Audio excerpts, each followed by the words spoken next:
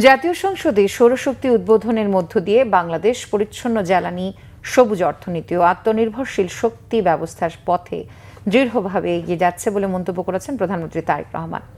সকালে জাতীয় সংসদের ছাদে সৌরশক্তি উদ্বোধনের পর এই মন্তব্য করেন তিনি। প্রধানমন্ত্রী আরও বলেন, গণতন্ত্রের প্রতীক সংসদে এই কার্যক্রম প্রমাণ করে নেতৃত্ব কেবল নীতিতে নয়, কর্মকাণ্ডে প্রতিফলিত হয়। জলবায়ুর কষাঘাতে জর্জরিত বাংলাদেশ, তাই পরিবেশ বান্ধব জ্বালানির বিকল্প নেই বলেও মন্তব্য করেন তিনি। এ সময় নাগরিকদের সাথে সম্পৃক্ততার আহ্বান জানান প্রধানমন্ত্রী।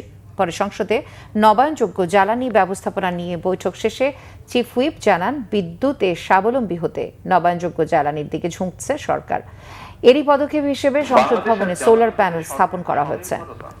অর্জন করতে চেষ্টা করছে, আমাদের অর্থনীতি সম্প্রসারিত হচ্ছে, শিল্পায়ন বাড়ছে, বিদ্যুতের চাহিদা দ্রুত গতিতে বৃদ্ধি পাচ্ছে। কিন্তু একই সঙ্গে আমাদের অবশ্যই স্বীকার করতে হবে, জলবায়ু পরিবর্তনের অভিঘাতে বাংলাদেশ বিশ্বের অন্যতম একটি ঝুঁকিপূর্ণ দেশ।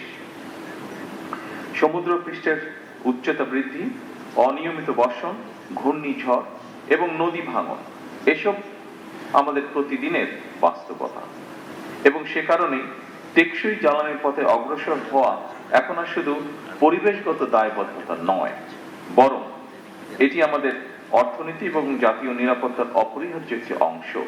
আমাদের বাংলাদেশে প্রতিদিন গড়ে প্রতি বর্গ কিলোমিটারে 4.5 থেকে 5 কিলোওয়াট ঘন্টা সৌর বিকিরণ পায়।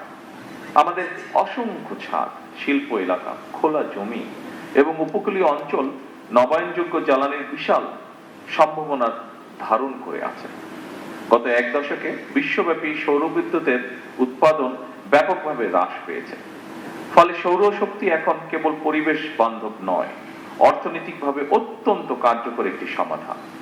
আজকের এই প্রকল্প সেই বৃহত্তর যাত্রারই অংশ একটি।